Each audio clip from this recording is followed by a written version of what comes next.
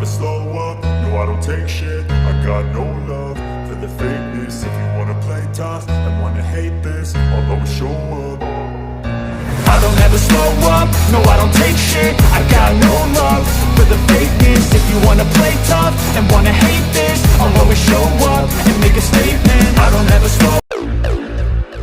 The past is gone. Now's the future.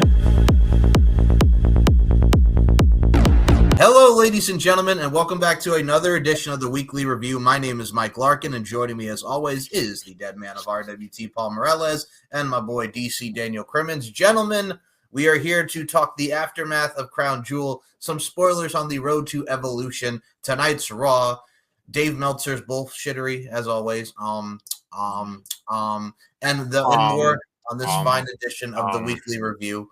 So, where to start first? I look at it like this. Let's talk about the fact that we watched Raw. It was on earlier today, 6 p.m. Eastern Standard Time, 3 p.m. Pacific for this man right here. We do have new tag team champions, as Finn Balor and JD McDonough are the new Raw tag team champions. We do have a new El Grande Americano, and his name is Ludwig Kaiser. And my God, man. No. You don't know that. Yeah, come on. Come on. Was he unmasked? I know we know what the body type looks like, man. Was he unmasked? Yes or no? No. That you don't know. Spoiler alert, guess who said that was him? Yes. Oh. Michael, for all you know, maybe Paul's El Grande Americano. Hey. He could be. Maybe. I will say Have this. you ever seen Paul's home where he's recording right now? No. How do you know he's not in a hotel room somewhere? Hey. I will say this. If there's anybody to help American Made and really get this I off rest my case. I am very happy that Ludwig Kaiser is doing it. Allegedly, Ludwig Kaiser is helping them out because he needs to do something. I'm really happy. And then speedy recovery to Chad Gable, man, because Chad has been the MVP of WWE this year. The man is an amazing human being and talent. But y'all want to talk about finally the New Day tag team title run has come to an end. God damn, ever since WrestleMania, it's been absolute horse shit. And now they put it back on the Judgment Day. Go for it.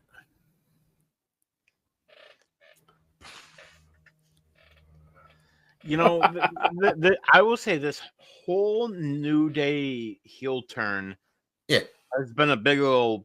Yeah, ever since the Big E thing, it's kind of been dog shit, yeah. If they were going to make this work, and I really, in my heart of hearts, feel like they could have, they needed Big E. You didn't need him to wrestle, but you needed him at least on screen. Doing what? Does not matter. Really doesn't. But you need him on screen. You could have had it where he accidentally cost the War Raiders the titles at WrestleMania. Right. Would have done something. But no. Instead, we get, a failed New Day reign where, basically the only people they worked with were the War Raiders. And as I've said to you both on numerous shows, SmackDown absolutely stacked with tag teams. Raw has been for months. Raw, They got Judgment Day, New Day, American Made, War Raiders. You have 4 teams. And on the occasion, Akira Tozawa and Otis when Otis comes back. That's about it. If. Yes. But other than that, man, it's dog shit. I mean, I'm happy because it adds more to the layers of the storyline with Dominic Mysterio and the Judgment Day, and the fact that we got to see AJ Styles in his Clark Kent classes tonight reading the doctor's note, which I thought was hilarious. Never thought I'd see that. Those right there, baby. I like that. I like that a lot. But no, I'm looking forward to AJ and Dominic when that comes into fruition. And you heard the person in the front row. I hate y'all people on the IWC. Then again, we hate a lot of you mofos. Rhea Hogan was chanted. Io Sky versus Rhea Ripley at Evolution. I'm here for it. Rhea's never pinned her. There's the story there. But y'all got to stop with the unnecessary hate for mommy. Jeez. Here's the thing, Michael. Yes. If they book Rhea, you hate her. Yes. If they don't book Rhea, you say, They hate why aren't you using Rhea? Yes. As Fickle. Brian Danielson once said, you're fickle. Fickle. Again, she sells money. She has money. She sells merch. The woman is on top, and people want to see her and Io go at it. And I mean, it's perfect to fit with the story of she's never pinned her. Paul, you want to chime in? Because I know your love as well as we do for Mommy. Talk about the Rhea hate, and we get Io and Rhea at Evolution. Yes, we love Mommy here. We love Mommy. So here's the thing: is like you have this woman who has literally become sort of, I would say, a flag bearer for WWE. And I mean that in the sense that she is literally everywhere. I mean, through rock music, metal music. She wants to do Terrifiers 4. Obviously, she wants to be part of something other than WWE, but she's branched out so much. Like, people know her. The tattoo artist who's done some of the tattoos on her literally knows rock stars, like literally knows actors and actresses who know who she is. That's exactly how that's how far Rhea Ripley has gone abroad. I mean, outside of the WWE universe, but that's a plus. Yeah. Is she being shoved down our throats like Charlotte Flair? No. Oh, not at all. But I think there is a sense of it from a lot of people, and it's like you have so many you have an abundance of other women that are on the roster. I don't understand why is it Rhea has to be your focal point. She is, but she isn't. When Rhea was in a tag team with one Liv Morgan, yep, they were tag team champions, and they were tag team champions before. Was she in the main title picture? No, she was in the tag team picture. So it's like you're damned if you do, damned if you don't. And yes, people in the IWC are very, very, very fickle, especially when it comes to Mommy. So it's like either you're gonna love her or you're gonna hate her. But it seems like the hate is just some petty bullshit, literally.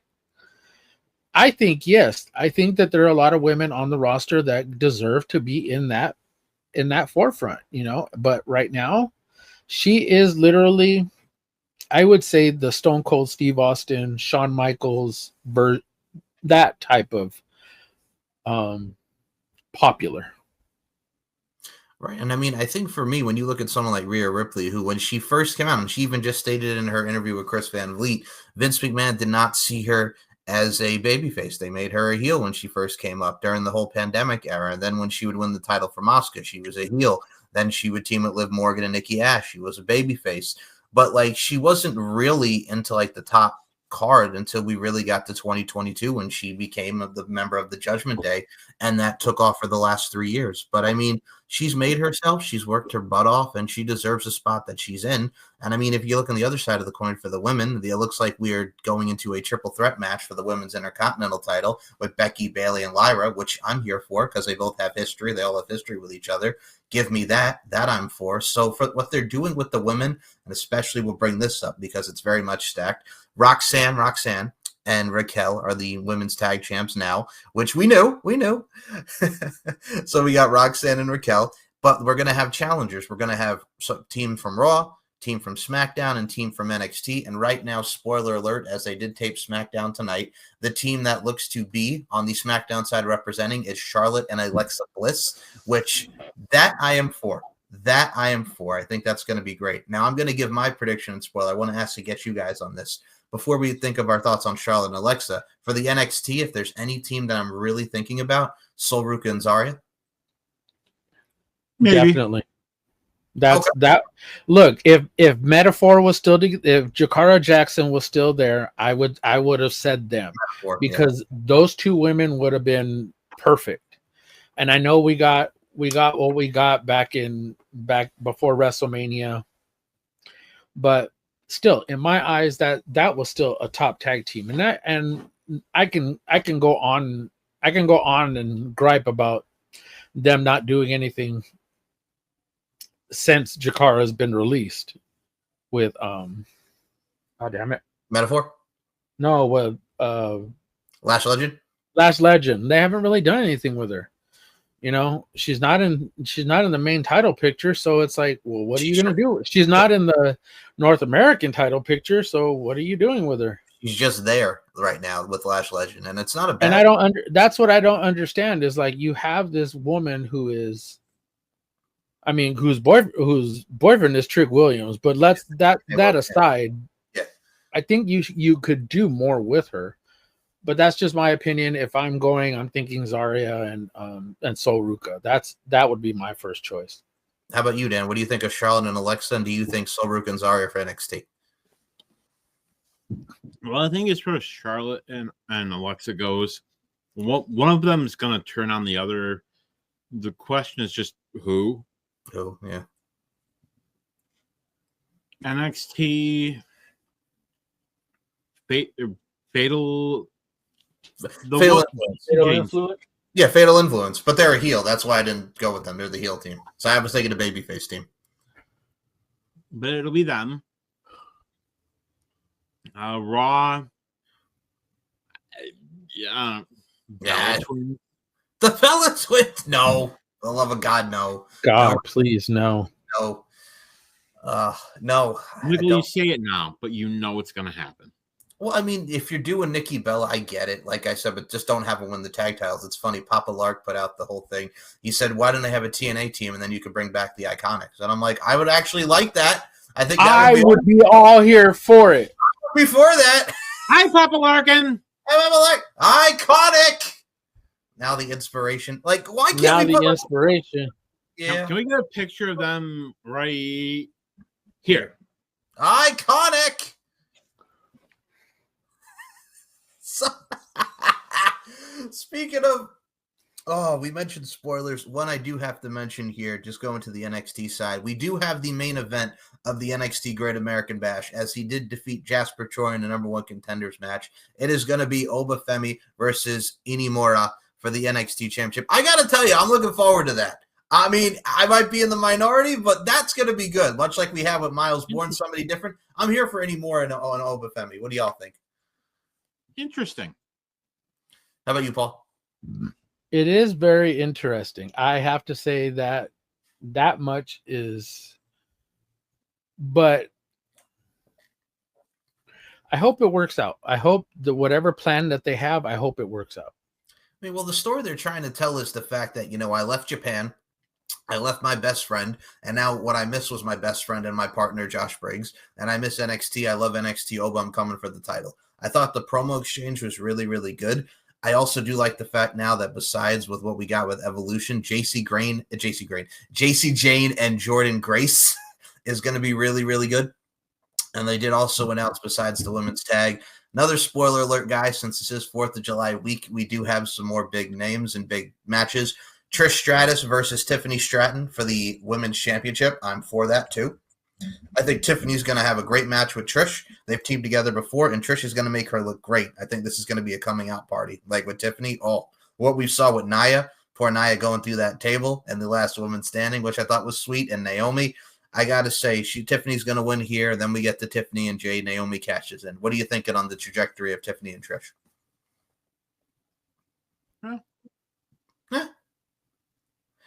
Paul? I like it. I genuinely like it. It gives her someone else other than someone on the roster that's on there right now to beat, because you're trying to build up to SummerSlam, obviously. Yes. You're not trying to build up to any other pay-per-view between then and now, because really we only have literally 4 weeks between now and SummerSlam. So what we're building to, I just want to see an interaction. I want to see that interaction between Jade and Tiffany. I want to see them both on the mic, because that'll be our judge as to what's going to happen. But do we know if Naomi is really going to cash in on that match? I'm pretty sure she is. Now I'm gonna pretty much guarantee that she's gonna cash in on that match, but Will Jade win, or will Tiffany go over and we get the almost like the heist of the century, I a think so. redo of the heist of the century, and them being almost out of it, them being almost there, and then Naomi's music hits. She comes out with the briefcase, as they're both down, and then takes them both out. And if you really want to create a story here, and we all know how much we love a good story,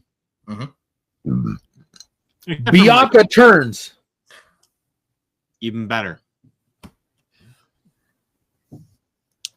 Bianca wins the title sometime before WrestleMania 42. Yeah. Doesn't matter when. It could be the day before.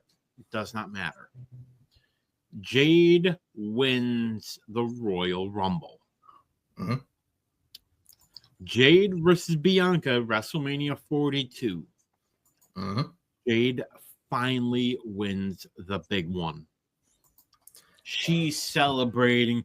She's got her daughter in the ring. You're celebrating. Pyro's going off.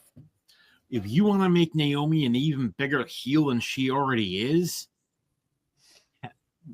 then Jade celebrating with her kid in the ring, Naomi's music hits. And you have her cash in there. Comes down to the ring. You have her cash in, and as she's pinning Jade, you just have her stare at Jade's daughter. Hey. Just stare at her. No, like it. Doesn't say anything, doesn't mouth anything, just Stares at her. No expression. Think Michael Myers and Halloween. No words, no nothing, just. I like that. No, I mean, it adds another layer to her psycho character. I dig that a lot. And it's one of those things where it's like you add that other layer and it just makes it bigger if she cashes in on the grand stage at WrestleMania besides the SummerSlam. I think it's cool, but either way, I think this cash-in is going to be really something special for a woman who's worked her butt off. And we say we love Naomi on here on this show. She's really just been killing it, and this added extension and layer has been amazing as opposed to her counterpart who was over on the other channel and doing the same shit day in and day out and absolutely is sucking the life out of what we enjoy when it comes to professional wrestling. But I digress. Let's also talk about the fact that another big spoiler that we got as we came coming out of SmackDown, which we're going to be airing this Friday. Randy Orton's opponent for Saturday night's main event has been announced, and it is the returning Drew McIntyre, who he has history with from the WWE Championship and the pandemic. Your thoughts on Randy Orton versus Drew McIntyre? This is just literally a throwaway show. Okay. Yes. My gripe is like Saturday night's main event. You didn't need it for the fuck. You didn't need Gunther versus Goldberg for the damn title. It could have just been a match. If he wanted a final match, it could have just been a match. That's all he wanted. And as he said, I didn't know that they were going to come out and make it a championship match. All I wanted was a match. And he said that. He did. So why are you giving this man a title match unless you're actually going to take the title off of Gunther? So, but it makes no sense. But it legitimately makes no sense for him to do that. So again, I ask you guys, if you're not going to take the title off of Gunther, why put the title on the line? I mean, you've had R-Truth not once, but twice in the ring with John Cena, and neither time was the title up for grabs. Exactly. So why are you forwarding that to fucking Goldberg, who hasn't been there in, I don't know, fucking 20 years? So it's funny because on our Deep Into the Heart of Wrestling, people commented because Robert and Nicola and I said nobody wants to see this match like we say here. And ain't nobody want to see this match. I agree with Nicola and Rob. I agree too. See this match. I think somebody commented like, well, he's in better shape than all three of you. And I'm like, I don't care if he's in great shape. He's old. Hey, circle's a fucking shape, you motherfucker. Hey, there you go. So it's like we don't want to see. He got hurt getting out of the dang ring. He got hurt. He's friggin' old, and he was limping while he was getting to the ring. He was gassed walking down to the ring. We don't want to see it. And the thing is, too, like you mentioned, they should not have him beat the. I go with Daniel's theory of like I see Gunther winning here, and then we get Gunther and Jay one more time at SummerSlam. Jay wins it back. That's the story, not Goldberg winning and then maybe Seth cashes in on Goldberg. Makes no sense. Makes no fucking sense. You mean Goldberg? Bill Goldberg should not win this No, title. but I legitimately agree.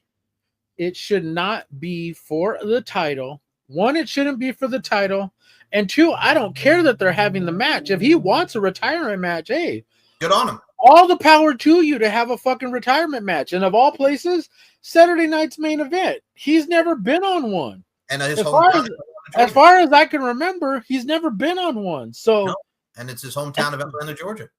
that's why I'm saying Saturday night's main event is usually just a throwaway show anyways. It's just, hey, a feature show. Hey, like back in the 80s, back in early 2000s or in the 2000 or late 2000s when they had it back, it was literally just a show just to kind of further or kind of continue some storylines, but nobody really picks up any big, huge wins. Yeah, it's like a glorified house show now, just on TV. Yeah, but thank you. That's exactly what it is. So him wanting to have the match, again, he didn't need to be for the title. And he even stated he didn't think it was going to be for the title, but yet here comes Adam Pearce. Oh, yeah, well, we're going to give him a title match. Oh, what the fuck for? Well, yeah, exactly. Why? This is not like when he beat Kevin Owens in 2017 that he should win the title in 20 seconds. No. Again, another stupid shit that fucking Vince did on top of the many other stupid things that Vince has done in his fucking in his tenure as fucking owner of the fucking company. I digress. Yeah, but this match does not need the title. And I mean, we're going to get that. We're going to get Randy and Drew.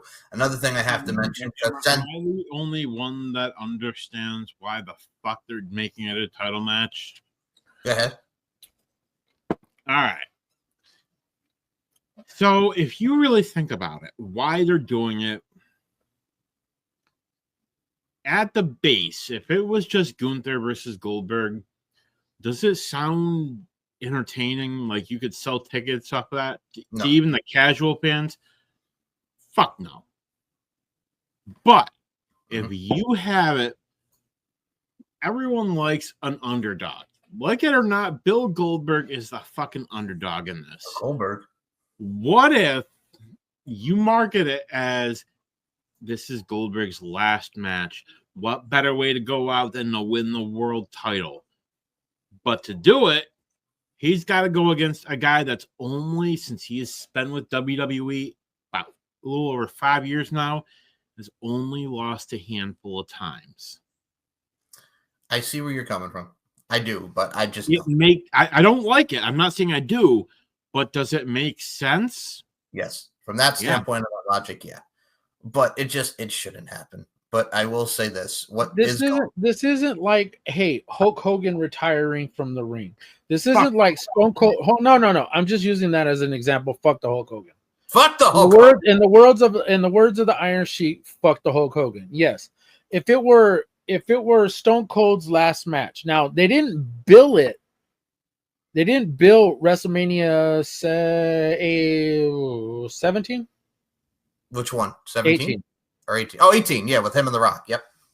Yeah. Okay. So they didn't build WrestleMania 18 as it being his final match because he didn't want anybody to know. No, it was. But Yep. But had it been like the Undertaker's last match, we all knew it was going to happen, but it didn't close the show. No. That's what I'm saying is like even look at Ric Flair versus Shawn Michaels. It wasn't the last match on the damn card. I was in the middle of the card. And it was. So last match. Should have been. But that's what I'm saying though, is like you want to have a retirement match. Hey, cool, fine, dandy. You can build it in Atlanta and still have somebody like Cody Rhodes, who is from Atlanta, obviously, and still have him as the headliner of the show. But still feature Goldberg in his final match in WWE. You know, he wanted to go out on his own recognizance. He wanted to go out on his own terms. But obviously, it just Adam Pearce, this whole thing. I don't know. I just think it was pointless. I just think it was worthless. I mean, this week we did get the 3 Days Grace Dominate song for his video package, so that was all right. What it was official. There you go. Bill Goldberg. Bill Goldberg. But yes, we did get the video package, 3 Days Grace. You see what I work with, people? You see these two that I have to work with? Now you know why I lose my mind. I already lost my hair. I mean, I'm losing my mind. We're coming for the rest of it. We're coming for the rest of that hair. So that Hey, if I got to be bald, you got to be bald. So you could tell that to my wife. So we do have that is Saturday night's main event. So Hi, Paul's wife. Hi, Paul's wife. So they did. Ooh, They did announce now that for the TNA Slammiversary from Long Island, it is now a triple threat match, as it will be Trick Williams, Joe Hendry, and they have added Mike Santana. Rightfully so. Rightfully so. And if Mike Santana wins in his hometown in this great state of New York, that makes it even sweeter. Mike Santana needs to win this. I think you're at the point where Joe Hendry's run in TNA is coming to an end. Yeah. And I don't mean that in the most disrespectful way, because I think Joe Hendry has been a flag bearer for the company over the last few years. And I will say it. He's literally taken that TNA title, not only to the Royal Rumble, but to WrestleMania, which is two things that nobody else has ever done. Against one of the all-time greatest. And he wrestled against one of the all-time greatest, and who he got to kind of like, okay, let me take in all this. All right. Say his name, and he appears, I believe, in Joe Hendry. Oh, sorry, I did that backwards. I believe in Joe Hendry. Sorry. Anyways, my point is like, it's Mike Santana's time to take that, is to be the flag bearer for the company. Exactly. And I think it's a good thing. And I think if at some point in time we end up seeing, say his name and he appears in NXT, because I think it's going to happen. I think you're at the point to where it's going to happen. And if it isn't there, Royal Rumble next year, he will officially be on the main roster of WWE. So I mean, goddamn. I don't know, Raw or SmackDown, one or the other. You don't really want Trick Williams to get pinned or tapped out. You want him to remain strong. I don't know. Here's the thing. You could have either Hendry or Mike Santana. It doesn't matter which, depending on which way you want to go. Because honestly, at some point, both of them are going to go into WWE. Mike Santana's even admitted it. He said, yeah, it went better than I thought it would.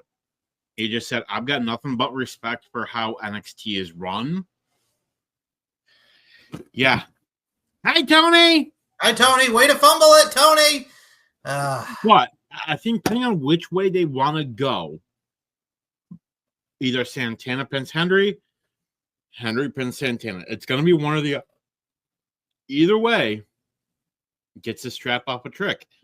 Because I think Trick is destined for the main roster. And where you put him on SmackDown with Carmelo. And you reunite Carmelo and Trick as heels. Yeah. I would like it. Tag team, I am telling you. And honestly, move him over to Raw. That would be even better. Have a better tag division with Carmelo. Raw needs tag teams so bad right now. I would put the Street Profits on Raw. Well, one or the other. Yeah. One or the other.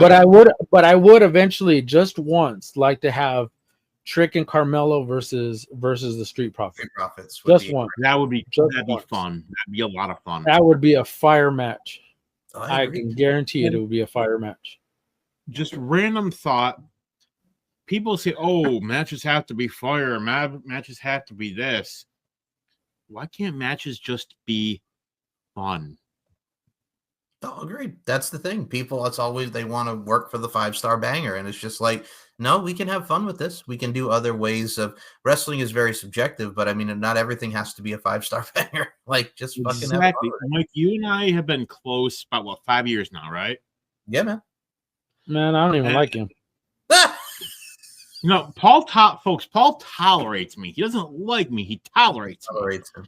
And to even tolerate me, I would recommend anyone who tolerates me for sainthood. Yeah. But that's another discussion for another time. But Mike, I like you. You and I ever talked about was, and Paul, I think you and I have even talked about this in the past. Why can't a match just be fun? You don't have to grade it as a 10-star or 10 million star. Do you like the match? Did you enjoy the match? Yeah. Or no, that match sucked. Like, I'll be honest. Undertaker versus Undertaker, SummerSlam 94. Cool build-up. The match was garbage. The match was hot dog shit. I mean, look But at even. cool story, though. Oh, absolutely. I mean, if you look at the fun aspect, Mr. Iguana was the best part, one of the best parts of that weekend. And he, Psycho Clown, and Octagon Jr. have now signed with the WWE after Octagon's match with Dom. Definitely deserve it, man. I mean, when you get to see these great luchadors on Raw, SmackDown, and wherever you put them, I think it's going to be awesome. It just has more expenditure with the AAA talent, and of course Berto and Garza, the AAA tag champs. So you can have a nice little form of who they're going to go against for the AAA tag champs. So I mean, I think it just adds more longevity to the roster. And I do have to ask, besides the fact that we get these greats, what do y'all think about Baron Corbin and Donovan Dijak as the MLW Tag Team Champions, the Skyscrapers? That name's been used. Get a different name. I know, agree. My dad is like, what the fuck? What is this WC? I'm pretty sure that was used by Big Sky, aka Tyler Main, aka Sabretooth, aka Michael Myers, and I believe Dan Spivey, aka Waylon Mercy. Live to go on the boy in Waylon Mercy's hands. Yes, and of course the Mean Mark Callis, the Undertaker. But yeah, they need a new name, and I love it. There he is, wearing the Undertaker shirt. I like it, but yeah, Those whatever happened to that guy, that Mean Mark Calloway, that Mean Mark Callis. I don't even know, man. I mean, he was. I mean, something must have happened to him. Did you? I don't remember. I don't remember what happened to him, but I think he disappeared around like 1990, 1991. Oh, you got me, brother. Still. Oh, you got me, brother. I thought he was going to be the gobbledygook. I thought he was going to come out of that egg. The fact that Kane and Undertaker joked about that rewatching the friggin' WrestleMania match back, and Kane teasing the shit out of him. Oh, you got me, brother. You got me, brother. Do you like the fact that they put the 6 Feet Under podcast on the WWE YouTube channel, but they took away his co-host, and now Michelle McCool is his co-host, his wife? Do you like that or not? Because a lot of people were complaining about the fact that Michelle is now his co-host. You're never going to please everybody. Exactly. And it's fun, though, if you add the Michelle to it. I think she adds a great layer, too. What do you think, Paul?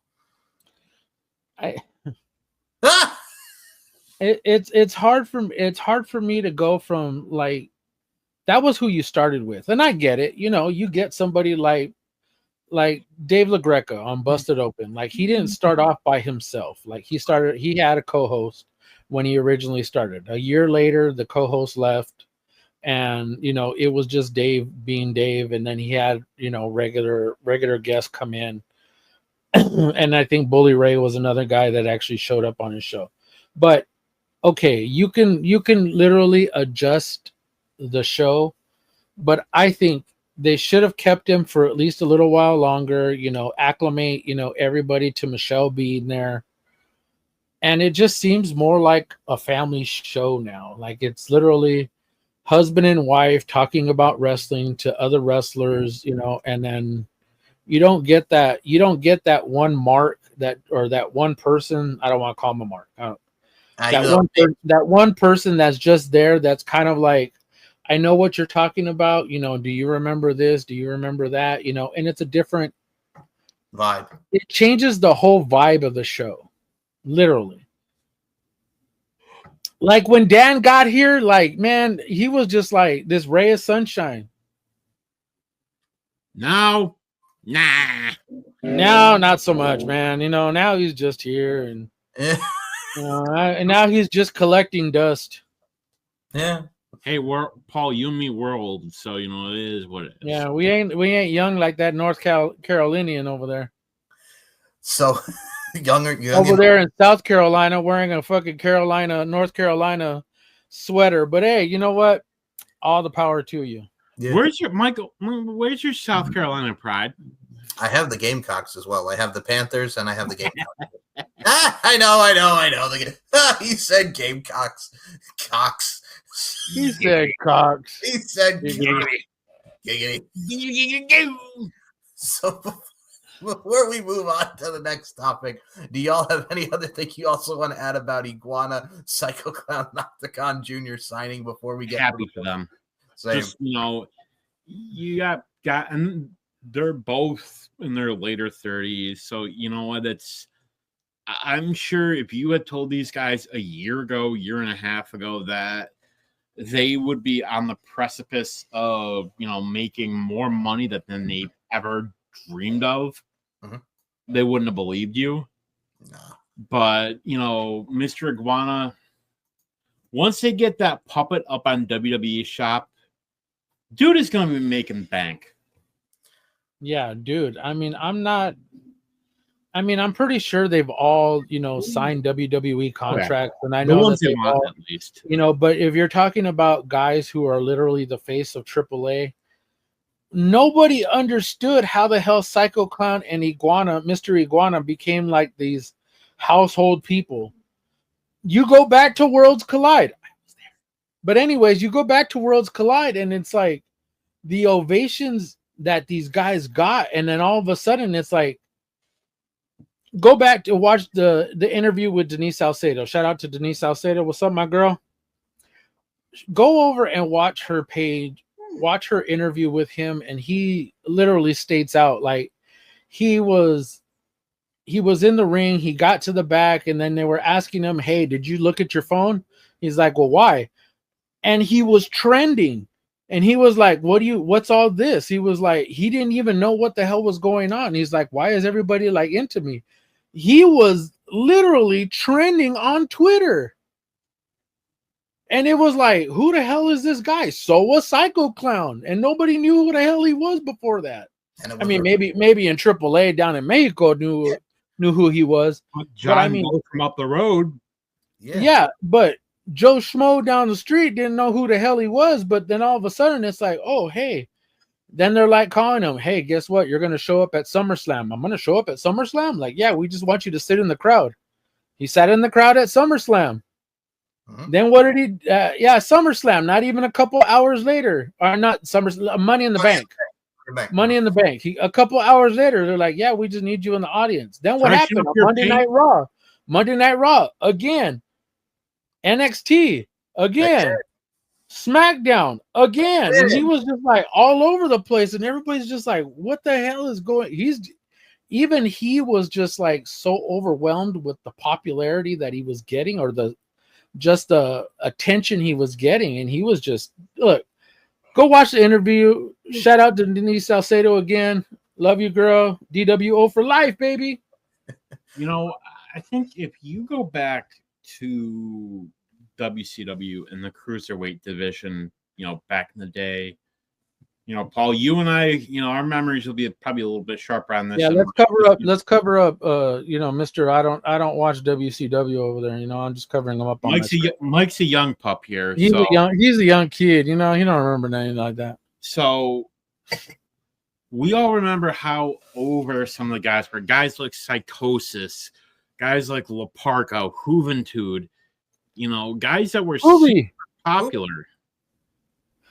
And I don't think even WWE realized how big this is gonna get. Like, I think having that first Worlds Collide there on YouTube, it exposed the world to who these guys were, and I could not be happier for them. These are guys that have been doing this for years and years and years. And if this helps them make more money to be able to provide for themselves and their families, congratulations. At the end of the day, Yeska, you know that puppet's gonna sell out like hotcakes. I mean, look Oh, how yeah. well Prince's mask has done on WWE Shop. Ray Phoenix's mask isn't even out yet, and they have kept having to push it back so that they can get it made. It was supposed to be out at mid-May. I got an email a couple weeks ago saying, hey, just so you know, your order's supposed to ship early July. WWE Shop, if I don't have it by mid-July, I'm going to be pissed. But that's the thing. You have so many things to market to with kids. Give me what I want. People from your merchandise. Give me what I want. Insert GIF here. But no, that's the great part about it. And I myself am very happy for these gentlemen. And speaking of somebody I'm very happy about, before we get Hold on. to I just checked. Worlds Yes. Collide has 109 million views. holy shit. Holy 109 million Wow. views. wow. Who does that shit? Nobody. Okay, unless your name is Taylor Swift, ain't nobody do that. Not even like Or a program. BTS. And I'm looking at it right now. It's literally down on the bottom. It says 109 million. Jesus. I love that. Like, for real, because it's something we've never seen and we got introduced properly. They did everything with that show. Introduced through video packages. Hi, Tony. Hi, Tony. This is what you should have done with CMLL. But you didn't. What's the So- rocket cooking? I love you all. So, exactly. That's the, Mercedes, I love you. I'll give you whatever title you want. the popularity of Lucha Libre that has been encompassed within WWE and professional. Do you see what I have to deal with? Just saying, Look, dude. you guys don't understand. Look at what I have to deal with. I am on my bullshit tonight. Oh, I know. It's okay. You're allowed. 109 million. That is sweet. Another something that's sweet. We're going to give congratulations to Dave LaGreca in a second here before we get to the bullshittery of Wade and Dave, and we'll talk Crown Jewel. But I have another thing to mention. Since we mentioned all these things with different companies and all these title changes and spoilers, this I have to mention because we did mention, I'll pay you. MJF. Mercedes, I love you. I'll give you whatever you want. MJF has returned to MLW. He attacked Mystical, and Hey, it's Sloppy Sin Cara. Get it Sloppy right. Sin Cara, thank you. Man, are y'all excited for MJF and Mystico at all in Texas? You want to talk about this because he came out dressed like Azteca and friggin' Contraband. And Yeah, everything. that's what I'm excited for. Everything like that. That's exactly what I'm excited for. That's Tony's invasion. We're gonna have MLW, MJF go back to MLW so he can attack Mystico and continue that feud. Sloppy Sin Cara. Sloppy Sin Cara. So yeah, do you care? No. And I hate to say that. No. No. MJF. No, I don't care. I don't care. It's MJF just doing whatever dumb shit he's gonna do. You know, it doesn't do anything for me. It's literally the same fucking shtick he's done for the past several years. He took the easy fucking route of staying with AEW. Like, literally, what was the last new and inventive thing we have seen in him since he came back? Really nothing. I mean, he did the feud with Adam Cole that made no sense, and it was a role reversal with him as the friggin' heel and Adam Cole as the babyface, which should not have happened.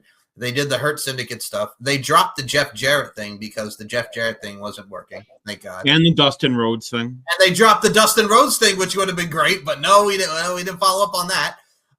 And now it's the Hurt Syndicate. And who knows? We could have, in an alternate universe, we could have got him and Bill Goldberg. Bill Goldberg. But no, it's just what he's doing now since they got nothing for him. So they're going to have him and Mystico go at it again. And just who cares? Who cares? This All In does not feel like All In. It's not like what we remember from the past All Ins. This All In Texas just feels like whatever. And I hate to say it like that, but it does. It feels like all or nothing. All or nothing, baby, it's you and I. Theory of a Dead Man or O-Town style. Yo. Because I want it all, nothing at all. But no, if you really look at what we have with All In Texas, here's what I'm just going to say. If y'all look at this card, because we're going to be talking about it coming up soon. It's next week. Look at this card that we have so far. Okada It's and not next week, it's the week after. Is it the week after? I'm sorry. It is 4 days before my birthday. I'm At sorry. this Happy point- birthday. Happy birthday, Dan. I would rather walk over a bed of hot coals Yes. than watch this goddamn So, bullshit. so you want to do like Pops and Sean trying to walk over the Colts to get Marlon from the Colts is what you're saying? You rather do that? The way his brother styled, baby. I would much rather listen to Fran Drescher sing show tunes for 24 hours straight. Clang, clang, clang goes the trolley. Why not? It sounds. Oh my My god! God. I'd much rather listen to Maggie Wheeler actually say, "Oh my god!" So For here's 24 hours straight. yes, so here's what's on this card. Big league. Giggity. Kazuchika Okada, Kenny Omega, Moxley Hangman, Tony and Mercedes, Men's Casino Gauntlet, Women's Casino Gauntlet, and the only ones announced so far for the gauntlets, Mark Briscoe for the men and Chris Statlander for the women. And also looks like they're going to set up the Hurt Syndicate against Jet Speed for the AEW World Tag Titles and MJF and Mystico. Woo. Woo! Bill Goldberg. Bill Goldberg. This card is yeah. You not- know what?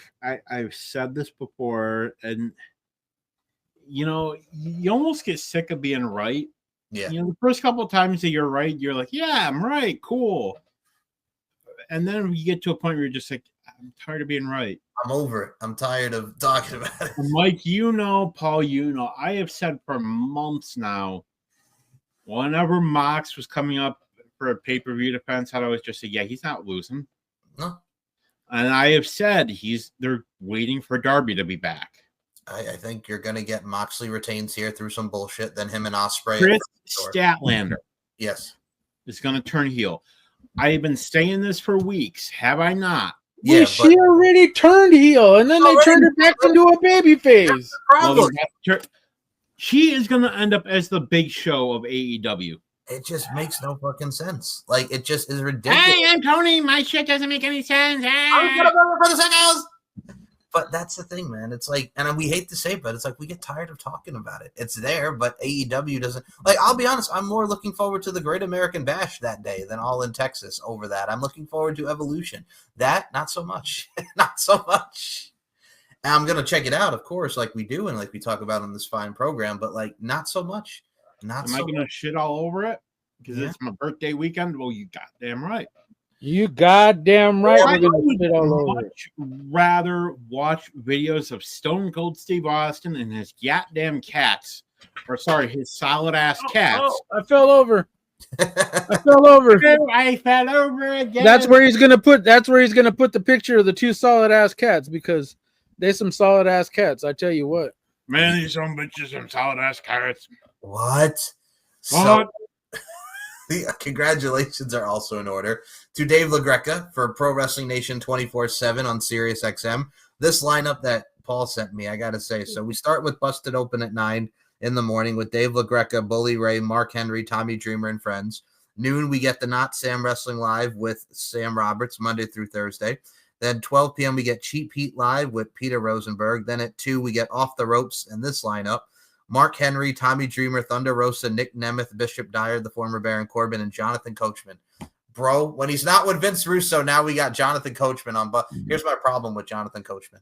He's become Vince Russo-ized because his takes that he has is just, yeah. Coach, you got to stop hanging around Vince Russo too much. You got to stop. Bro, let me tell you what we're going to do, bro. Bro. And then we got Busted Open After Dark with Bully, Mark Henry, Tommy Dreamer, and Denise Salcedo. Shout out to our girl Denise. But Shout out to our girl Denise Salcedo. She's the only one that's worth, this So is they not do. So Busted Open After Dark is literally every Monday, Tuesday, Wednesday. Now they're doing Thursdays with Denise Salcedo, and I believe it's her. She's doing the after. They usually do like a little podcast, like after Raw, after NXT, after Dynamite. Now they're gonna cover TNA, which I had told Denise this past week. I said, now you're really gonna. You say that you haven't caught up on what's going on in TNA. Now you're gonna have to. Yep. So Don't Denise, now you're gonna have to. And then plus they have after SmackDown, and of course every Saturday morning it's always Denise and Mark Henry, and on the weekends, I believe it's Jonathan Hood and God damn it, I can't remember the other guy's name. For the life of me, I can't remember his damn name. But anyways, so Monday through Friday, of course, you get busted open from 6 a.m. to 9 p.m. your my time, but of course, you guys get it a hell of a lot later because y'all are privileged and Y'all are privileged on the East Coast. Well, but anyways, yeah, we get, and then I believe Super gas. Peter Rosenberg is only has a Friday show. I believe, that's the only day that he has. So, but yeah, we get a whole lot of busting open. Now we're getting 24/7 of pro wrestling talk. I think that's probably the one thing that a lot of us had always wanted, because now pro wrestling is literally the mainstream. Shout out to Dave LaGreca. Shout out to everybody at Busted Open, Bully Ray, Mark Henry. No, not that Dave. We're gonna get to that, Dave. So no, not that Dave. I would just ask him. Yes, because he probably watches our super fine program. Which if you folks don't keep up with what we regularly put out, Mike is going to be super nice, and he's going to put some links down below to our show, plus Mike and I's show, plus old episodes of Mike and Paul on this fine show. Links down below. Sheet pop number. That was like 3 in a row. 4 in a row. Yeah. He's all like 1, 2, 3. I feel like Ed counting to 10 before he has to go get the sauce back. The friggin' just don't go over to Smart Mark Radio, because that guy over there, Moses Marquez, he doesn't like to watch the AWA because I had to sit through 4 hours of a show that didn't mean nothing. I'm sorry, but you all gotta love that part, because you know what? I made him laugh, and then I made him whine about it like, oh, beesh. Love you, Moses. Folks, just so you know, Paul's kidding. Moses really loves AWA. Oh yeah, dude, that's his favorite show, man. I mean, Wrestling Roundtable. That Supercard, man. I believe, you know what? He literally loved it. I think, and you could go back and listen to it. And you know what? Hey, you want to know what? You want to go back and listen to it? The link will be down below, because that man over there, he loves listening to Moses Marquez bitch and complain about it the whole damn time that we're talking about it. If you want to hear more of Moses Marquez and his opinions and whatnot, Max Wrestling, their fine program, that's also going to be on the link below. Are we on our bullshit tonight or what, folks? Yeah. So 5. And we listen, but we do not judge. Cheap 5. Yeah, little smidge. So yes, the links will be in the description. Wrestling Not a lot, baby girl, just a little bit. To hear about, unless your name is Dave Meltzer. To hear about Mo complaining about AWA Wrestling Roundtable, y'all, or something else. I love y'all. So we'll get to Dave Meltzer here in a second, but we have to start with another douchebag, Wade Keller. God damn it! Oh God, what did that little pipsqueak do now? You know what he did. So Wade Keller from the PW Torch, and then we'll get Karrion Kross's response. He wrote, some within WWE reportedly feel that Karrion Kross won't be a big star in the company because he doesn't really take bumps. I talked about this when he was all the rage in NXT and coming out of TNA. I was like, wrestlers are telling me when he gets to the main roster, nobody's going to put up with the fact that he doesn't take bumps. He's scared to bump. He doesn't flat back bumps. I don't know if he's got an injury or concern. I know wrestlers who I chat with about things when I want Wrestlers Insider are like, oh, right, Wade, you're right when you say Karrion Kross won't be a big star on the main roster. But one of the reasons you're missing out is just watch his next match. He just doesn't really take bumps. And, well, Karrion Kross had the following to say about this exchange. So, yes, Wade Keller, you can go fuck yourself, number one. But here is Karrion Kross's response to how the fact that he doesn't like taking flat back bumps. And this is courtesy of Saudi Arabia. It feels so good to be back in Riyadh. Since we're on the social media topic, we've seen a heavily rumor that you have a back injury, and that's why Karrion can't take a back bump. I think it's a stupid thing, but I want you to. This finish is a back bump. I don't know if that came from a real source, but it's not real. And we're just laughing about this morning. People write crazy articles about wrestlers all the time. There was an even crazier article last week where somebody was saying I was going to show up on Raw, do a shoot promo and quit. And it's like, I don't bother responding to that stuff anymore. I feel bad that people are getting worked. Like they're getting tricked and looking for things that are not there, but I'm perfectly healthy. And I do think it's kind of funny. Like, imagine if I was hurt and I wasn't bumping and they still gave me a appealing match at Saudi Arabia. Like, if you really think about it, it doesn't make sense.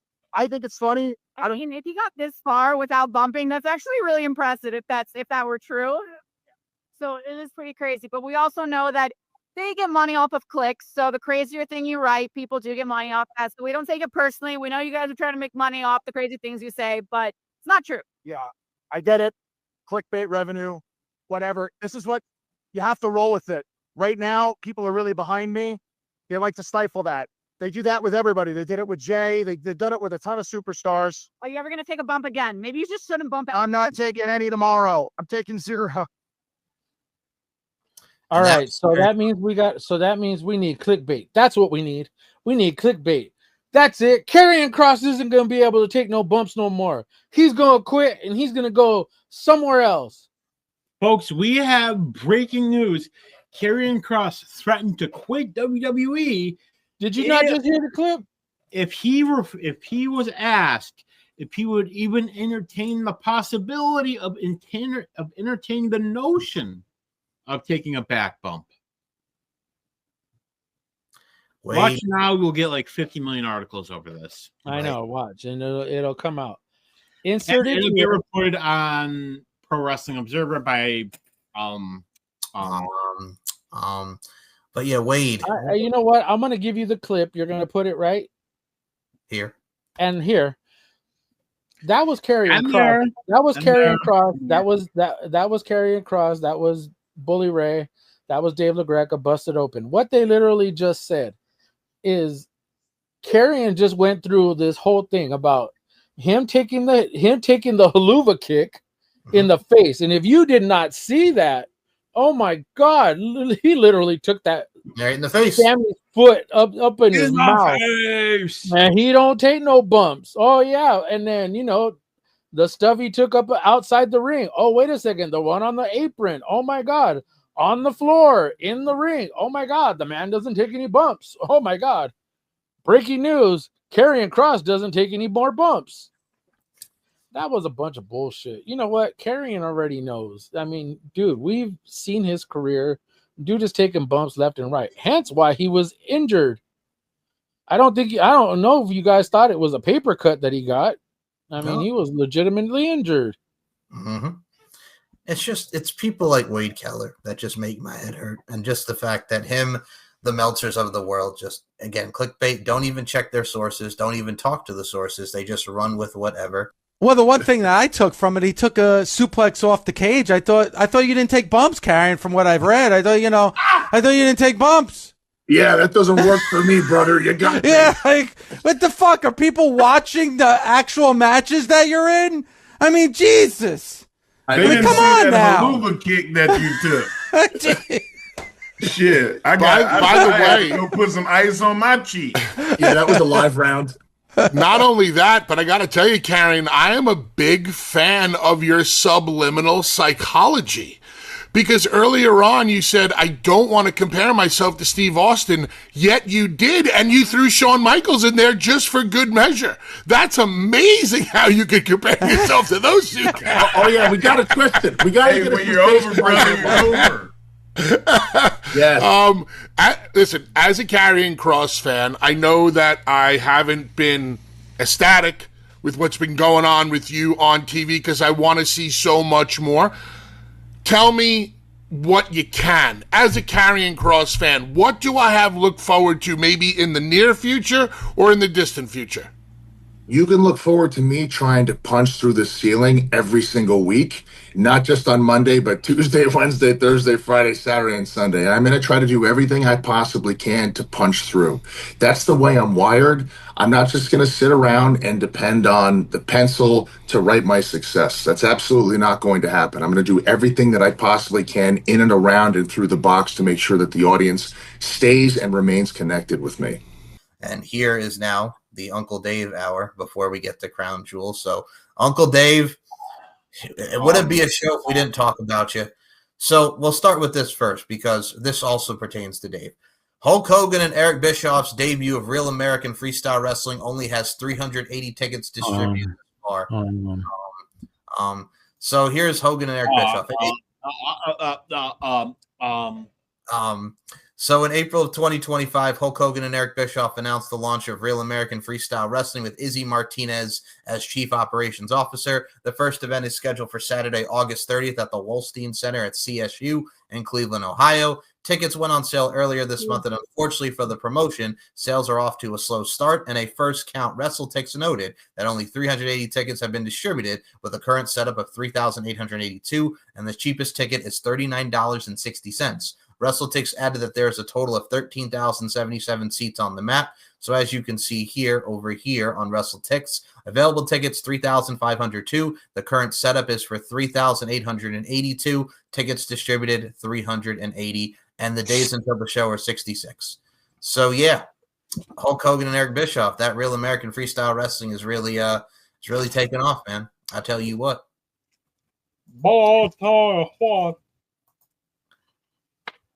Also, propane and propane accessories. I'll tell you what.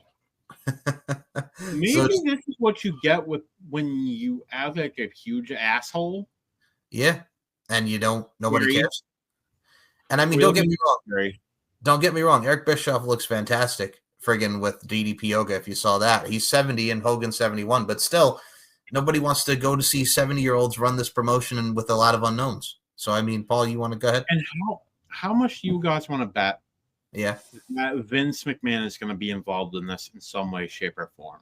I certainly hope not. I mean, Bare Knuckle Fighting Championship didn't even want him, so why would this company want him? I mean, you're at the point to where you need somebody who's going to come in and say, hey, guess what? I have an idea. This may work and blah, blah, blah, but then again, it's Vince. You know, what is he going to do with 300 and something people at a 3,000 seat filled arena that's supposed to seat 3,000 people? I mean, if nobody's showing up to see a bunch of nobodies, it would be different if this were like an indie show. Right. It really would. It would be different if this was like, hey, this is an indie show. This is something you have to build on. And I get it. Rome wasn't built in a day, but at the same time, AEW did a hell of a lot better for their first show. Mm-hmm. But again, AEW also had star power. Yes, they did. When it would be different if they had somebody that was there, that was well known, but they don't. It's literally you're working with Hogan's name, his face, his popularity, which obviously 300 and something people like him. That's a little bit more. That's a little bit more than the actual people that like him. Exactly. And And Bischoff then you get some people that like Bischoff. So and he's guilty by association because of his relationship with Hulk Hogan. what this was, all the tickets that are sold are resellers, the people that buy tickets and then put them up on like Stick It or Ticket Hub or wherever, these aftermarket places. Them.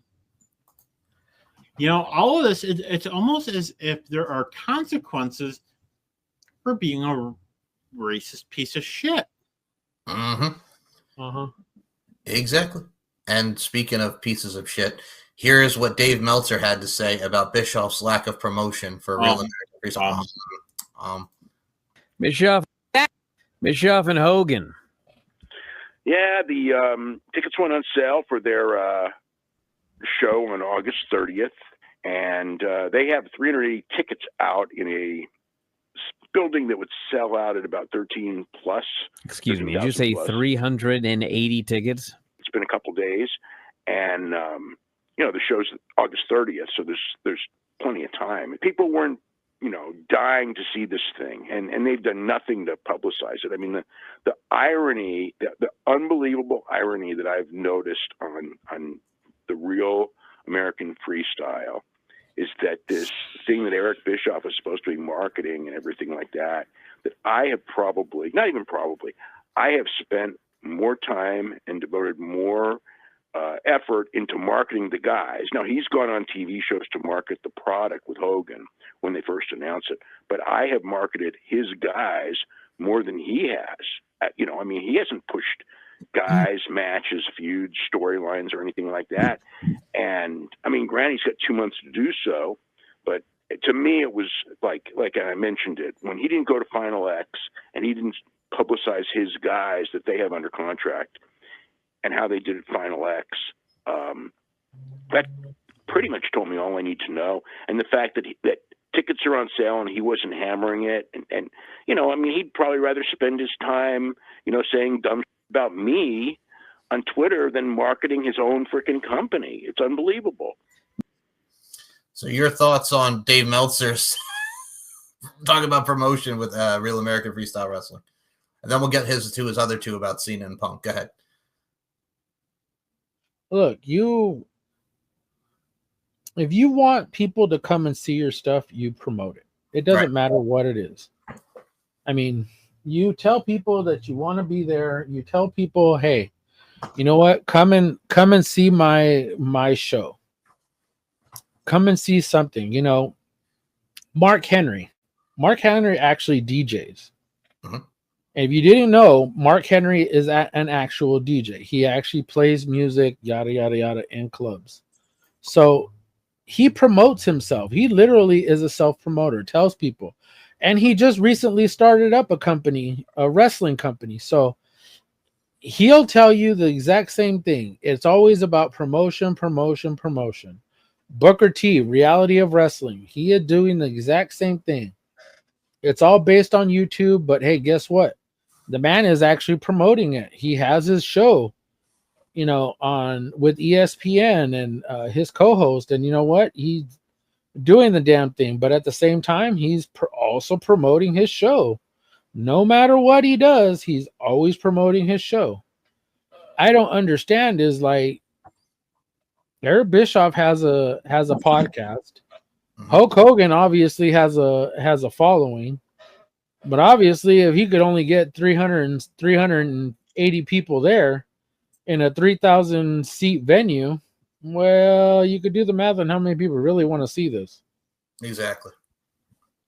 Dan, do you have anything to comment before we move on to the other? Fuck the Hulk Hogan. Hulk Hogan. Yeah. That. So the other thing I did want to bring up before Daniel brought a great contribution with him as Dave's thoughts on CM Punk's apology to the Saudi Arabians. So as we know, I thoroughly enjoyed CM Punk and John Cena. Actually, there's one thing, and because it's gonna lessen the blow of this, because this is just some fucking bullshit. Yeah. Just because I think it's really, really cool. Last week, 2K and WWE released their second DLC pack for WWE2K25. Mm-hmm. You had Tyrese Halliburton, Jalen Brunson, and Shaq. Why they're in a WWE game, I don't know. And you had the Great Khali and TNA Hall of Famer and current WWE producer, Abyss. There's a video out there of Joseph Park. Actually, no, Chris Park, because Joseph is his brother. Yes.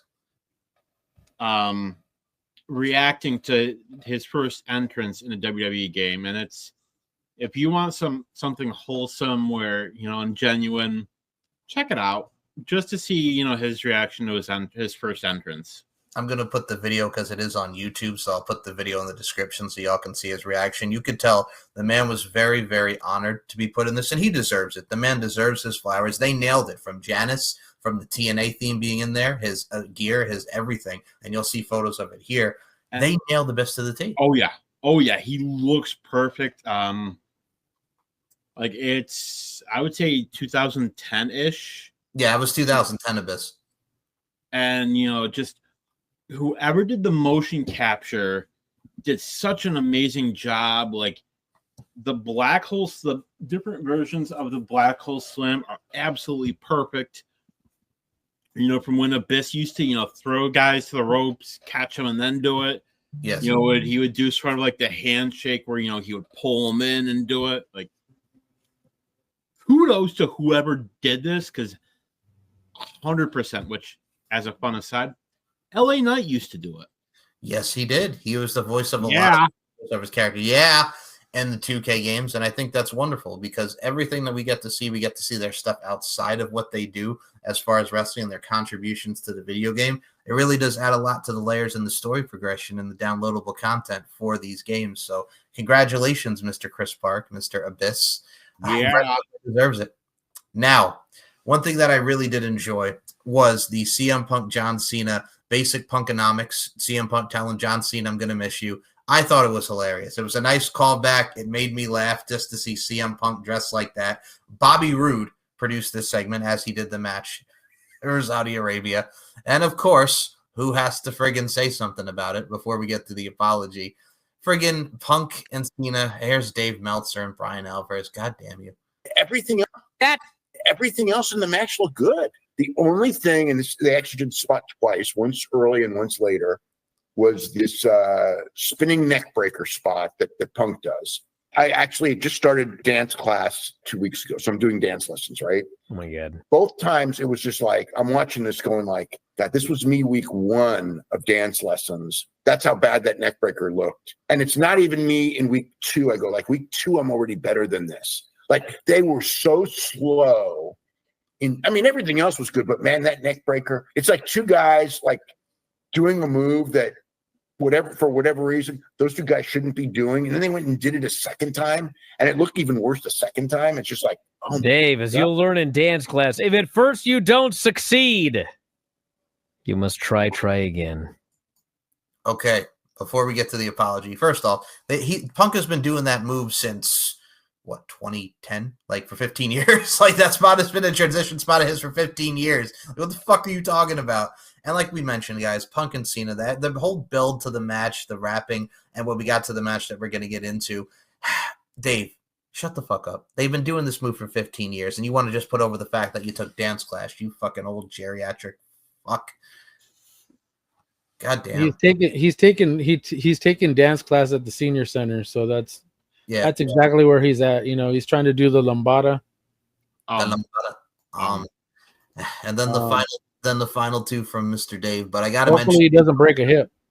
Fuck the Dave. Or he does break a hip. One or the other. Now let's put this over here. In the year of our Lord 2025, who would have thought that we would see Ryback defend CM Punk? So Brandon Thurston would go out and talk about an inspiring moment of self-realization in the Kingdom of Saudi Arabia as CM Punk courageously aligns himself with a visionary government that criminalizes being gay and occasionally kills its critics, blah, blah, blah, blah, blah. So Brandon Thurston said his bullshit. And Ryback writes, I've had my issues with Punk, but I don't see him as a sellout. He returned to do what he loves and to make money, much like you're doing by writing critical think pieces about others for clicks. WWE is a global business, and working at that level means navigating complex deals, personal beliefs, and public perception. His apology wasn't about abandoning values. It was about how he expressed them publicly in ways that hurt professional relationships. What is happening here? Are we in this moment in time where we're actually agreeing with Ryback? What is happening here? Give me a job. I need money. Something happened, and we're in a parallel universe. Exactly. Oh, so you're still not coming back. You're still not coming back to WWE. You're still not coming back, Ryan. Oh, and here are the final two from Dave, and then we'll get in the crowd. He wouldn't stop eating. God. I else know. Friggin' eating the Rice Krispie treats and everything. He breaks his sweat eating. So not Crown Jewel. I'm sorry, Night of Champions. I'm sorry. The stupid. Yep. What it do?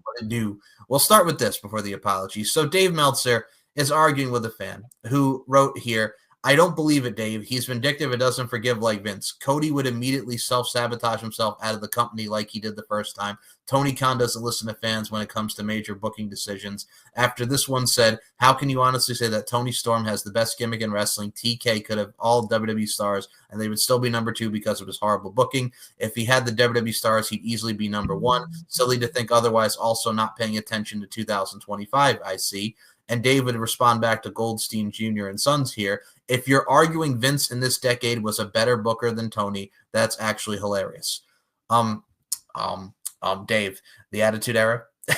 Like Vince really started going downhill. What in like the mid 2010s is really when it started going downhill. Could have been even before that during Ruthless Aggression, like 2009, 2008. No, I would say you're close. I'd say you're about right. All right, okay. I'd say about 2010. It's like anything you had where you were pushing Roman Reigns down our throats, like as if him being pushed like that, like a Hulk Hogan. Yeah, 2014. Like he pushed Hulk Hogan, to the forefront, like that was going to happen. It didn't matter whether he wrestled the Undertaker. It didn't matter whether he wrestled Brock Lesnar umpteen 100 times. It just didn't matter because nobody was believing in Roman Reigns as much as Vince did. Well, and it turned a lot of people off. It did. It literally turned a lot of people off. Oh, yeah. You know as well as I do. Oh, yeah. A lot of people were just like, Roman Reigns is cool, but I'm sorry, Dean Ambrose was a hell of a lot cooler. I'm sorry, Seth Rollins was a hell of a lot cooler.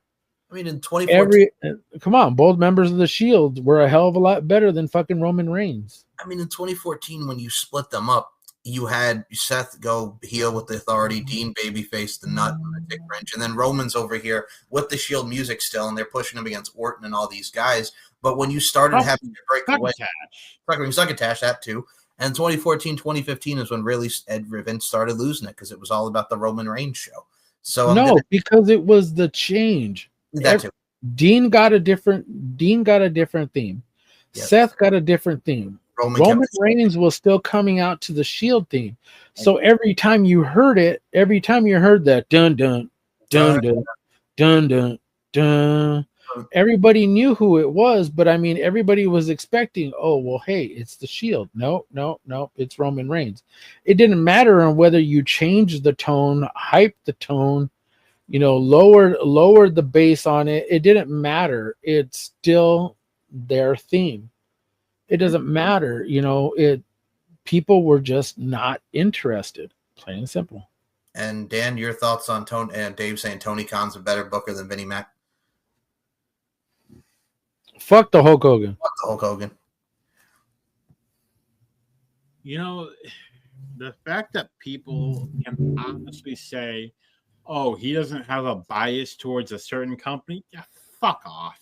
Exactly. Or as a certain demoness would happen to say, suck my dick. Suck my dick. Yeah. Nicola, we love you. We do. But yeah, no. Hi, Nicola. I think that's the best you can really say is about it. Just like Dave, just be quiet. We know who you love. We love you, Nicola. We know who you love. We know you stand for Tony, but just and the reason again, you could say mid 2010s, but like when we had the Attitude Era and we had what we had in the peak of wrestling, you can't say that. If Tony Khan was booking in the Attitude Era, it would literally look like GMO like he does now. He would be booking like he does now in the 90s. That's literally what it would have been. And to say, oh, well, Tony lets the fans dictate. Fans have been telling you for months to get the strap off of Moxley. And he keeps doing it because he thinks the Death Riders is a draw. They have said this for months now. They want Mox to be the Roman Reigns of AEW. I would much rather Hangman Page be the Roman Reigns of AEW. Yeah. Why? Because he's a homegrown talent. Moxley is not. I get it. Moxley is Moxley. I get it. He's always going to be who he is, and he's always going to play up the character that he is. But when you literally play copy and paste with what the bloodline is or was, and try and use it in a different facet, and you can sit here and debate it with me however which way you want. You have a leader and you have followers. That's exactly what it is. Yeah. And that's exactly what minus that the bloodline didn't have a woman. They didn't have Marina Shafir. Ooh. Yeah, because that makes a huge difference. Yeah.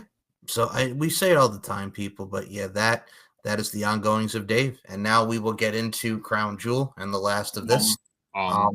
So CM Punk was on the kickoff, and they were all doing their press. And CM Punk comes out, and he was getting booed. And there was a gentleman that was like, "You should apologize for, of course, the suck of blood money covered dick that he said to The Miz in 2019."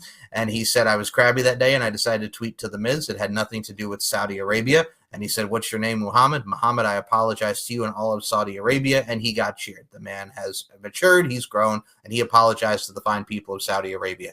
So, of course, Dave. Gentlemen, give me just a second. Yeah, no problem, man. We'll hit the pause for the cause. No worries. So, Bill Goldberg. Bill Goldberg. So, Uncle Dave is at it again. We mentioned the apology for CM Punk, and we're going to get into that before we even talk about some of the matches. We did mention Sammy and Cross. So, here's Uncle Dave, who, doesn't hate CM Punk at all. His thoughts on CM Punk's apology from the Crown Jewel kickoff. The other thing we got to talk about is the week CM Punk had. Obviously somebody wanted him to apologize, and he did. Because he is not exactly the apologetic type, for one thing. And if you're going to apologize, I don't know if this is the thing you apologize for, given his, political viewpoints and everything, but it's money and it's wrestling, and you don't expect wrestlers to have morals. And not saying no wrestlers have morals, but you don't expect it. And they did not protect him at all. They ran an angle that made him look bad. They did this they made him apologize. Triple H was like, "Oh, it's like it's so grown up of him to apologize." And it's like, really, I thought he came off just horrible. The other thing we got to talk about. Dave. Yeah. So you want to talk about CM Punk's apology and what Dave Meltzer had to say. I thought his apology was genuine. You could tell he's grown a lot. I also look at it from his stance too. He knows, you know what I'm saying? He knows this is his last shot, and he's made good. He's matured. Him and Triple H have a better relationship than they did. They actually talk about stuff. There's a communication there. And also, I think from a stance, I look at it like this. He's not working with children anymore, that being with AEW. So, Paul, take it away. I think you look at it from a standpoint. You had somebody on the internet who said that guy was a plant, like that somebody planted that guy there so he could ask CM Punk that question, and then him have to apologize to the guy. It doesn't matter really at this point. He said what he said. He apologized for it, whether it was genuine or whatever. It's done and it's over with. Why are you going to try and harp on something? Look, if he said that he woke up in the morning, he was in a grumpy mood, and he decided to say something to The Miz, which was specifically to The Miz. Not Saudi Arabia. Not Saudi Arabia. He said it was specifically to The Miz. And everybody just happened to take it out of context, saying, "Oh, you want to take that blood money? Fine. Take that blood money." Well, I'm pretty sure a lot of other people would take that blood money too if given the opportunity.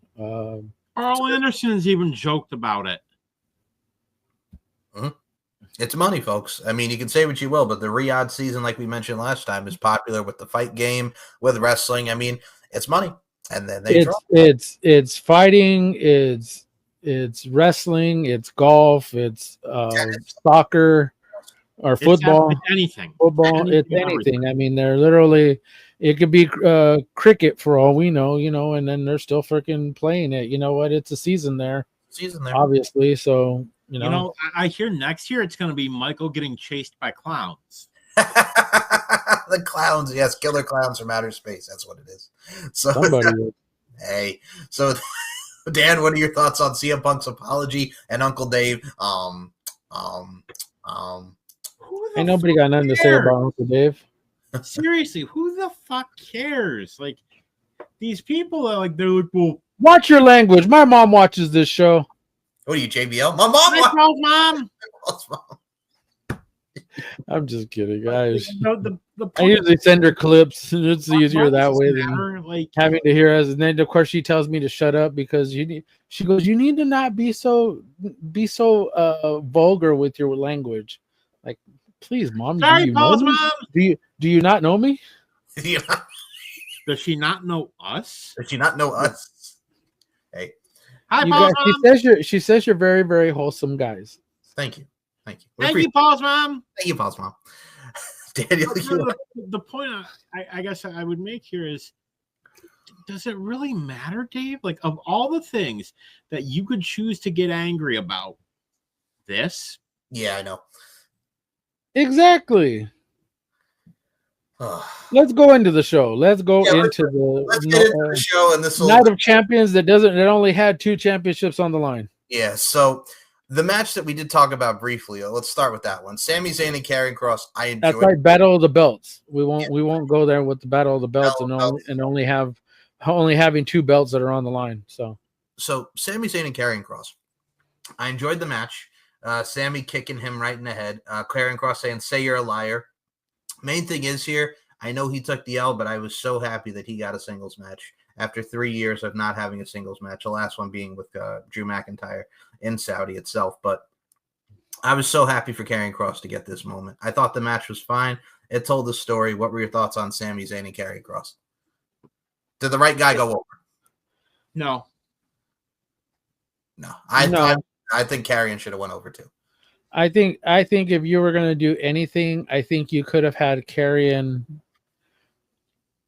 You could have had Kevin go over. Yeah. You could have had him go over, and even if it was by disqualification, at least you're furthering the story. I would have been okay with a DQ finish. For this match, I would have been perfectly fine with a DQ finish. Chair shot, low blow. I would have been perfectly fine with it. Why? Because you're continuing the story. You're going to continue this feud. Obviously, you're going to continue involved. Scarlett could have got involved. Absolutely. Yeah, Scarlett could have gotten involved. It would have been something that maybe the referee turned around. She tripped Sami. He fell over, and the referee saw it and was just like, "Oh, hey, you know what?" Trying to throw her out. Then Karrion low blow him or do something. Kick him or whatever. They could have done the fake injury spot where maybe she gets up on the apron and gets knocked off, and Sami, feels guilty, then turns around into, the hammer, which it's weird that they're calling it the bull hammer now. I thought that was great. Not homage to Wade. And then, you could have it turn around into a cross jacket. Now, here's what you do. In order to keep Sami strong, you don't have him tap out. You just have him pass out. I like the theory, but continue the story. That's all it was. Absolutely. And I mean, they could have done the trajectory of Sami Zayn with the losing streak, but I think I look at it from a stance like this. I agree with you guys, but for me, I was happy to see him get the spotlight, but I personally, like with you guys, I think he should have won, but Sami is going on to greener pastures, which we'll get into with that main event. But let's talk about the other thing that did happen. First of all, we got to give a shout out to Mommy, because that match with Raquel, the street fight, probably the best Raquel has looked. I thought it was fantastic. That power bomb through the the piece of the table there was nuts. Mommy's always on top. Roxanne taking the friggin' trash can on her head with the Shining Wizard. And then pretty much, I will say this, folks, and as soon as I saw it, I think you guys can agree with me on this. They literally, it was the Kurt Angle, Shane McMahon Angle Slam spot from King of the Ring 2001, but with the Riptide for the 1-2-3 off the board. I thought that was a very creative finish. The right woman went over, and Raquel has never looked any better. Paul, go ahead. Rhea and Raquel. She looks amazing. I mean, after everything that she has been through, over the last few years, she looked absolutely amazing. And I was actually thrilled that she got a one-on-one match, a singles match all together. I don't care. Liv this was supposed to be Liv's spot. Yeah, with Liv and Io. Yeah, for the title. Yeah, it was supposed to be Liv and Io, but I don't care, dude. I mean, Raquel is a beast in that ring. I mean, her size alone, she is a little bit taller than Mommy. She's a little bit taller than her. I don't care. They both looked amazing in the match. Roxanne coming out looking like Catwoman. That too. Oh my goodness gracious. that was it right there. For me, that was it. I loved the whole match. I really, really did. I thought it was my match of the night too. How about you, Dan? Rhea and Raquel. Reminds me of the NXT stuff with the last woman standing. Easily. And it's for everything. And all I've got to say about that is after everything that Raquel has been through in life, you know, the medical stuff, for her to have this, you know, you can tell that she's finally feeling herself. Like she's, you know, feeling it. And I think you always hate to see somebody go down to an injury, but this could really be Raquel's moment, you know, and I'm curious to see how this goes for her, you know, see what ends up. My hope, though, is that this doesn't end up as a repeat of Rhea and Judgment Day, where, you know, Liv comes back and, you know, ends up being ostracized. Like, I mean, with everything with, you know, Raquel and, you know, turning on Liv and the Roxanne stuff, we'll see. But I mean, we've already been down this road, so I'm curious to see where they do go with that story and how they plan it. But I mean, you mentioned story of where we're going to go. We did find out that we do have a new United States champion, and Solo Sikoa beating Jacob Fatu with the debut, the return first of the infamous Tonga Loa. He's back. But we got a debut in Hikuleo, came out, chokeslammed him on the table. Possibly Tala Tonga, and Solo hit the Samoan spike. 1, 2, 3, new United States champion. Let's start with, first of all, it's great to see Tonga Loa back. I think we can all agree. Now we just need Tama.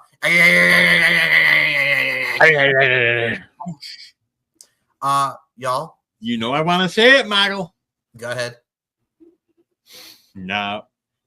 You know what I want to say. We'll leave it there. We'll leave it there. So we'll be nice. Okay. So first off, Tonga Loa. What do you think about him coming back, y'all? Kind of figured it would happen at like SummerSlam. But yeah, they did it here. And Tala, I can't even say it. Tala Tonga. The debut of Tala Hikuleo. But you know what? You know it's family because they all match. You know, he wears the same gear as Tama, as Tonga. Like, they all wear the same gear. But you know, hey, at least Rikishi's gonna be happy. Of all people that's going to be happy, it's going to end up being Rikishi. The post show, he already went on a rant. The post show was hilarious. Like, Solo's got the bell and people are chanting Yee. He's like, "Why are you chanting Yee? He ain't even here." 4 words. And he goes, 4 words. 4 words. Or 4 letters, 1 word. Stop. Like, so where has this Solo been for the last couple years? Like, he added the mannerisms and it works perfectly for his heel character. It's awesome. Like, this is the Solo we have been wanting to see forever. Like, all right. I'm just glad that they finally. I mean, Hikuleo had actually did a couple of dark matches. Got good reviews. And he got good reviews. He had a couple of dark matches before main event, actually. And then he had a couple of them for SmackDown. So, I mean, hey, he got at least a little bit of work in. And, you know, everybody's kind of saying, you know, he was the one that should have came back, you know, to finally balance out, I guess, Jacob. If that's how you're supposed to look at it. And we're getting this new form of the bloodline, and that's a good thing. Yeah, because we always said that there was a continuance to this story that we weren't really getting. But who else in the bloodline has a title? The only person is Solo. I love you, Solo. And you know, I think the other interesting thing here, Paul, and I remember back when Roman lost the title to Cody, one of the things Paul Heyman said, he said, "You think this is the end of it?" He said, "No, we're just beginning." And he said, "There's a chapter 2. There's a chapter 3." And he kept saying, "There's more coming, and you have no idea what's coming." That's the beauty of the storytelling part. And I mean, we'll do this other storytelling, and y'all can take this because I will be right back, and then I'll give my opinions. Queen of the Ring, Jade Cargill wins, beats Asuka, got booed out of the building. But she said, you got to work through the boos, and she gave a nice little heartfelt speech after it. And then, Paul, I'll start with you, and I'll be right back. Your thoughts on Jade becoming Queen of the Ring? Okay, so you saw the pin, right? Yeah. You obviously saw that pin. And it's like all over the internet. You got people who are actually sitting there talking about how it's such a horrible pin that Asuka's, I mean, you had different views, different camera angles that were saying, oh, well, look at Asuka's arms were up, and when she was pulling back, her arms were up. But of course, Jade's were actually pinned. So who are we supposed to sit here and say who won? I mean, obviously, WWE, according to them, it's Jade who won. You got her the crown, did the whole pyro thing, got her name up on the Titantron or whatever it is on the board. I mean, how is it that we are supposed to look at this, logically, when we don't really believe that she was pinned? Do we sit here and say, okay, do they reverse it at any point, at some point in time? Do we ask them to reverse it? Do we ask them to do it again? Take two? Yeah, I mean, with Jade Cargill, because you want to set up Tiffany and Jade, and there's that Naomi factor. I would have preferred to see Asuka and Io, to be completely honest, because I thought that would have been cool. But I mean, we still even may get that. I don't know. But yeah, I mean, it was the right call. I get it. But yeah, that pin was very wonky. And Dan, what were your thoughts? Did you like it? Do you think the right person went over? What are we thinking?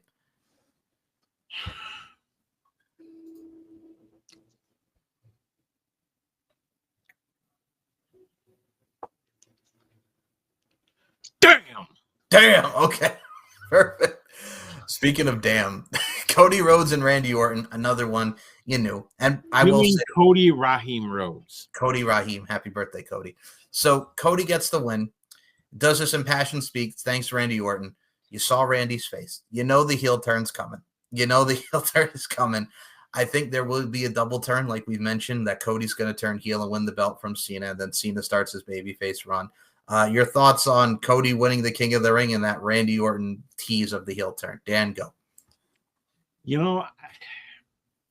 There's talk that the draft is coming back after SummerSlam. Yeah. As we know, Orton still has unfinished business with the Bloodline. Yes, he does.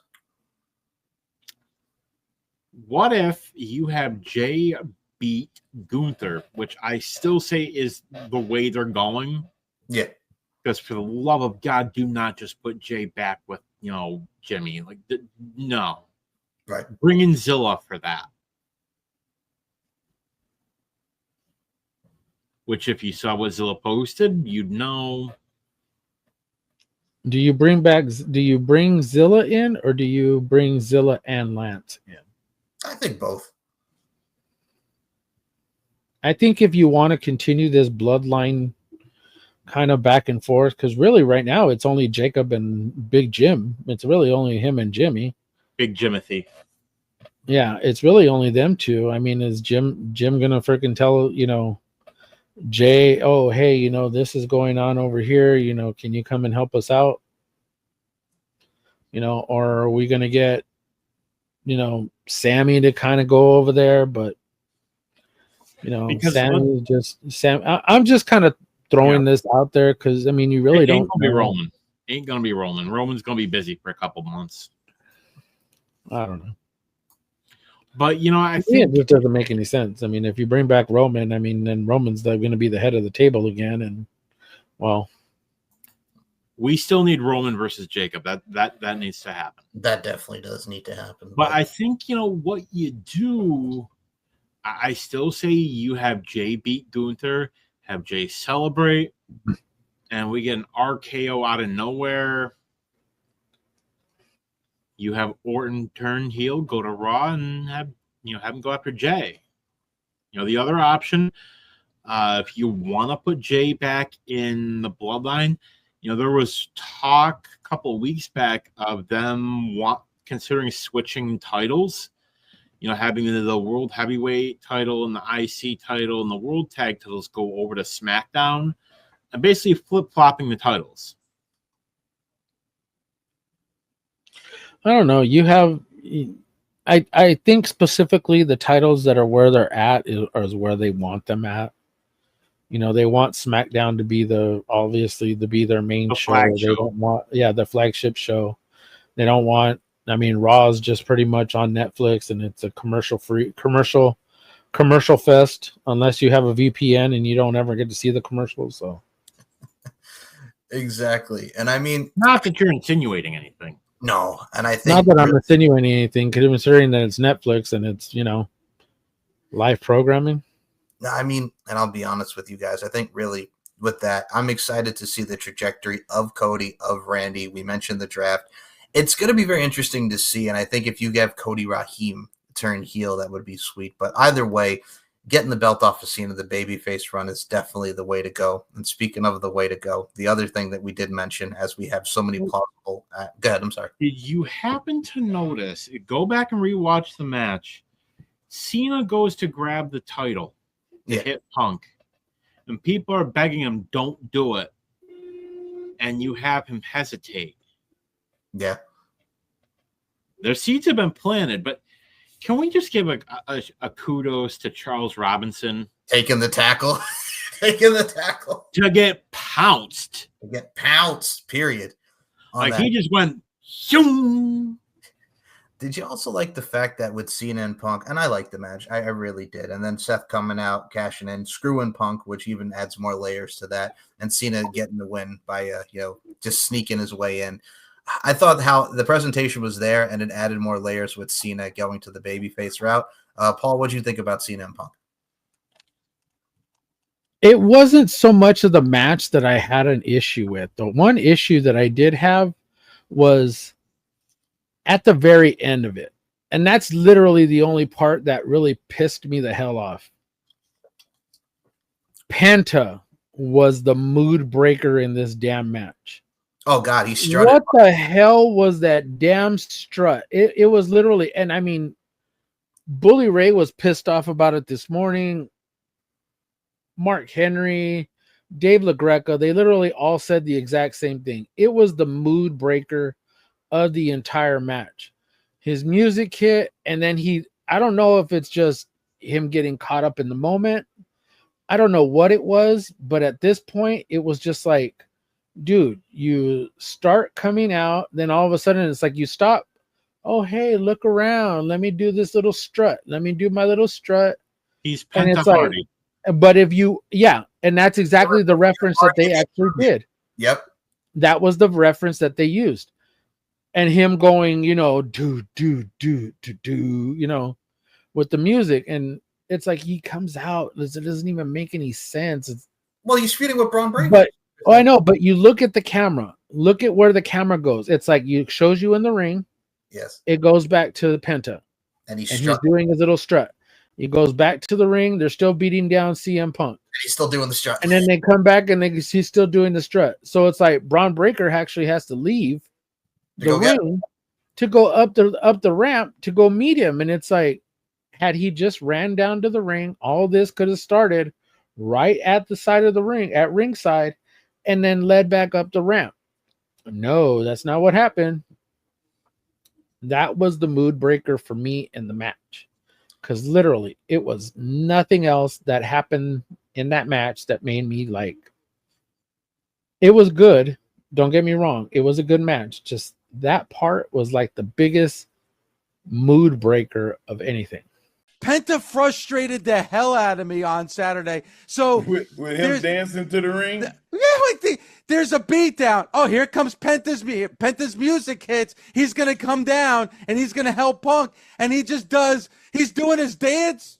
He's doing his dance at the top of the entrance, and then he's doing the wrist bumps to the fans, and I'm like, what the fuck are you doing? You're supposed to be making a save. and you're doing your dance at the top of the entrance ramp, and then you're wrist bumping fans. Get your fucking ass to the ring and help out CM Punk. I'm What the hell getting are you my doing? ass beat, and you're over there doing the dance fever. Like, get help, motherfucker. Like, it's like I'm getting my ass kicked in the parking lot. Mark Henry's coming out of the restaurant to help me, and Mark Henry's doing like the fake World's Strongest Slam. He's like signing autographs for people. I'm like, Mark, I'm getting my Hold on, ass Dave, kicked here. I'm Help coming. me. Hold on, brother. Stick it out. I'll be there in a second. And Dan, your thoughts on Punk and Cena? Fuck the Hulk Hogan. Yeah, pretty much exactly. Fuck the Hulk Hogan, then. I'll pay you. I'll pay you. And Bill well, Goldberg. Bill Goldberg, I will say this. I'm excited for the story with how they have Penta and Sammy involved, as well, of course, is where we're going with the CM Punk layer. All in all, solid show, but that's what we get from usually with the Saudi Arabia shows. And as we move forward to Evolution, as well as All in Texas. It's a mystery. Yes, as well as NXT, the Great American Bash. A whole lot of weekend wrestling, and we do hope you enjoyed the weekly review, as only the three of us can do. Hey, that rhymed. So with We're that, going to have a whole lot of predictions for next week. oh, bro, we got triple the predictions. We got a lot of wrestling to talk about. Man, So- we're going to have to get more people on this show. Jeez. Hey, so with that being said, Maybe we know a couple black hearts. that we do. Hey, now. Hey, So- we know a couple black hearts who might actually fit in. You know what I'm saying? Okay. So with that being said, that concludes the weekly review. Y'all, Paul, promote your socials. The floor is yours. Allie's dad is who I am.